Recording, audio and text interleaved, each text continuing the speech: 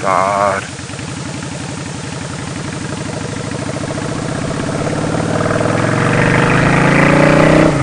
Virus has completely devastated over 150 of the world's major regions and is spreading rapidly.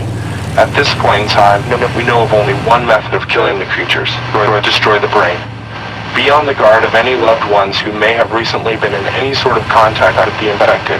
And if you find yourself in a threatened position, please do not hesitate to act. Again, this is not a test. This is not a joke. We as a species are overwhelmed. We are outnumbered. Good morning, happy people. This is Cody Mon 750 here. Going to work. Oh joy, oh joy.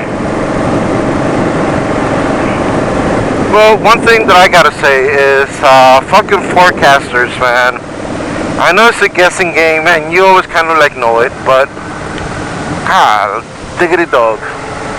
I guess it's difficult here in Florida since you get both systems from the Gulf of Mexico and also coming from the Atlantic Ocean. So it changes the weather a lot. But man, can they get this right, please? All last week it was like 60% chance rain, 70% chance rain. None of my riding in the rain, but my son is here from Georgia, so after work I pick him up. So if I was to go on a bike, it would take longer for me to get him from my mom's house, because then that means that I will get home, have to change because I'm soaking wet, and then get in the car and go get him. But it never rained.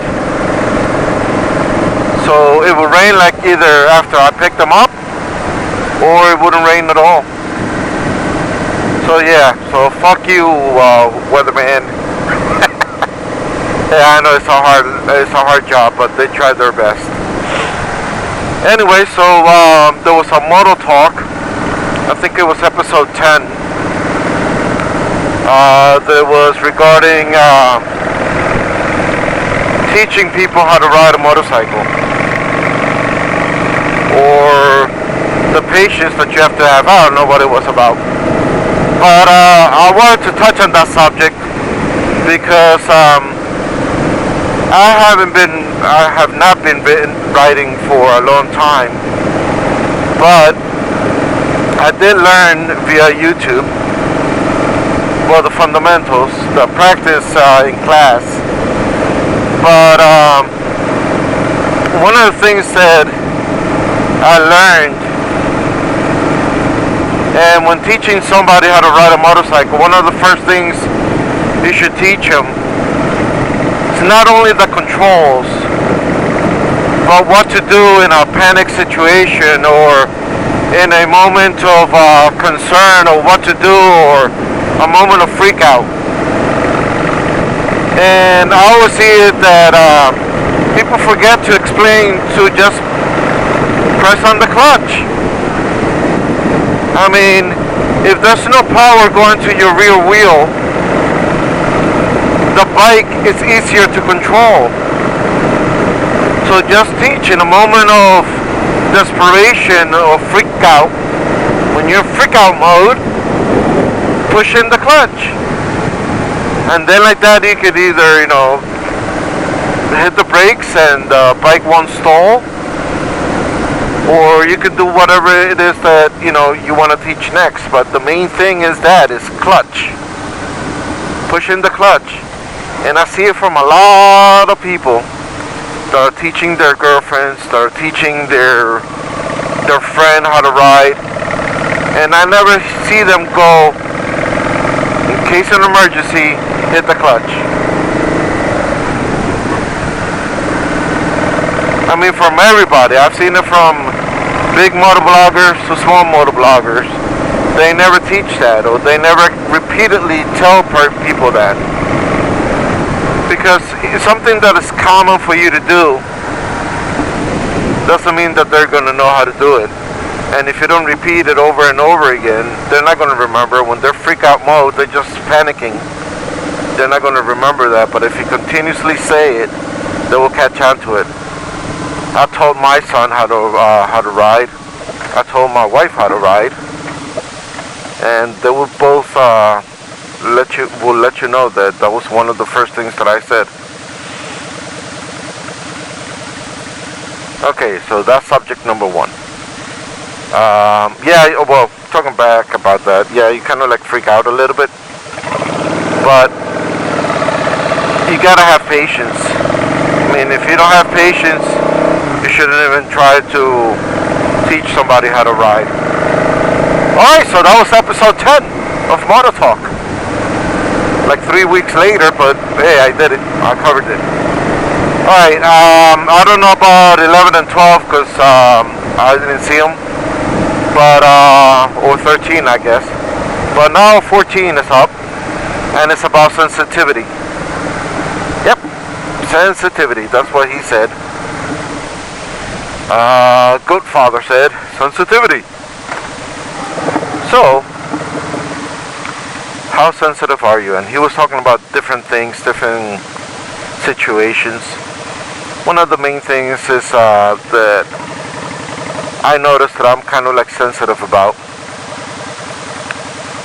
But I don't linger on it. I don't let it linger. Like, it bothers me at the time, but then just let it go. It's what it bothers all of us that ride, which is cagers. When they do their stupid little things, when they don't drive properly, when you're gonna go, I think I'm gonna put the part in the video, but I was making a left turn, so I was waiting for the car to come over and make a right turn, and they were like taking their sweet time. And then if you like speed up and go in front of them, then they get all mad. So I try not to do that because, you know, they're cagers are special. And I guess when I'm driving my car, I become a cager, so I'm special too. One of the other things that that like bothers me, so sensitive, is I mean, please don't get me wrong when I say this, but the thing that bothers me is this thing with the GoFundMe.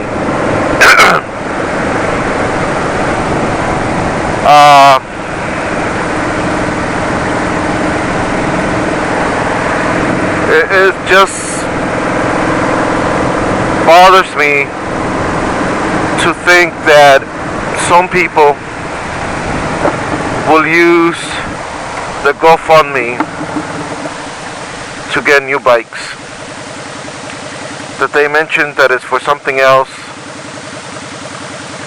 and then all of a sudden a new bike appears. That bothers me. I hate fake people. I hate liars. I hate people that put up one front. And I understand this is all a lot of the young guys, you know, it's just a personality thing. It's like a game to them of being somebody that they really are not when it comes to riding and motovlogging.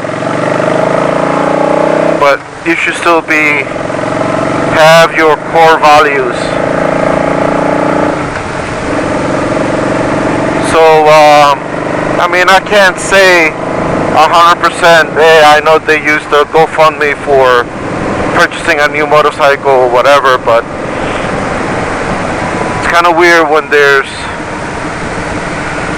you know, videos hitting on that point. Like, what would you do? Would you fund me? Would you do this? Would you do that? Then a tragedy happens. They ask for a GoFundMe. People give support, and then all of a sudden you see them with a new motorcycle. Might be coincidence, but you know, that kind of bugs me. Another thing that bugs me is, like I was saying, like fake ass people. People that use their quote unquote fame to promote giveaways that they offer a giveaway, but it's like, oh, you gotta buy a raffle ticket. And then again, with that money, turn around and get something else. But when you talk about it and when you mention it in their post, they're like, oh no, this is to gather money to do more raffles. But then again, every time they do a giveaway, you hear them say it, hey, this is something that Cena gave me to give to you guys. So it's not something you're buying. So, that kind of like gets under my skin. But again, I let it go. I don't dwell on it. I don't let it bother me. Because one of the things I found out is as you mature, you realize that it's dumb to hold on to a grudge. It is time consuming, non-productive, and it's just not something that I want to give my effort to. So yeah, sensitivity.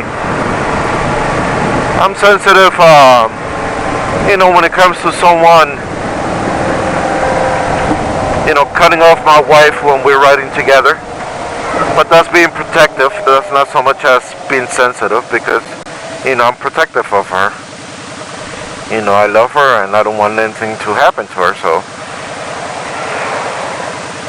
But regarding all the other topics that he talked about, my sensitivity level, I guess I'm on expert mode now, because I'm not that sensitive. I don't get butt hurt. It doesn't affect me. You've seen videos where people, close calls that I have done, and I keep my calm because it's ridiculous. It's not worth it. It's a learning experience. So, but it also helped that I've always been short. I've never been tall, so I've always gotten jokes about my height. And so I've learned how to have a no fucks given type of attitude when it comes to that. Nothing I can change about it. Now I'm getting old, I'm getting fat, I'm losing my hair. I guess that's something I'm being sensitive about, losing my hair. Because I've always had a full set of hair. My hair was always been thick. But again, I laugh about it. Like, it bothers me to a point that I'm like, shit, losing my hair. But, I'm not depressed on it or thinking about it all the time, or going, I'm not going to cut my hair so it could grow, so I can see it long. Nah, man, part of life. So that's my take on episode 14 of Mototalk, sensitivity.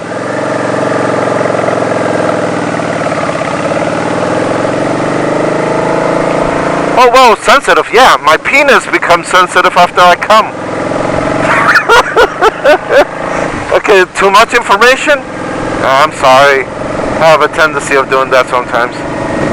Alright, Godyman750 telling you to live life and love life, and whatever you do, don't be a bitch. Deuces. Oh, regarding social media, there was another topic. Regarding social media, I like to be honest with my thoughts and comment. And sometimes people that don't know me might take it as me being upset or bothered about something, but I see social media as a form of communication. So if you post something, you gotta have the knowledge that not everybody's going to agree with what you wrote or what you thought or what you put out there. So if you get comments that are not of your, that are not, how could I say it, that they don't go with what you just said, that they're negative or they're against your thought views, don't get all sensitive about it. Remember, when you put it out there, not everybody has to agree. If you want everybody to agree with what you're saying, then turn off the comments, so nobody will be able to make a comment. And yeah, so that's that. Alright, and back then I said my ending thing, so I'm not going to say it again. If you see this video, then it stops, and then you see me riding and saying it out on the street, don't think I'm crazy. So, think I'm crazy, but I don't care.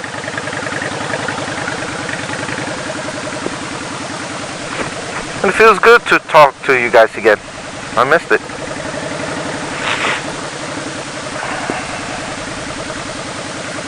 When I say you guys, I'm talking about me, myself, and I miss my conversations with myself.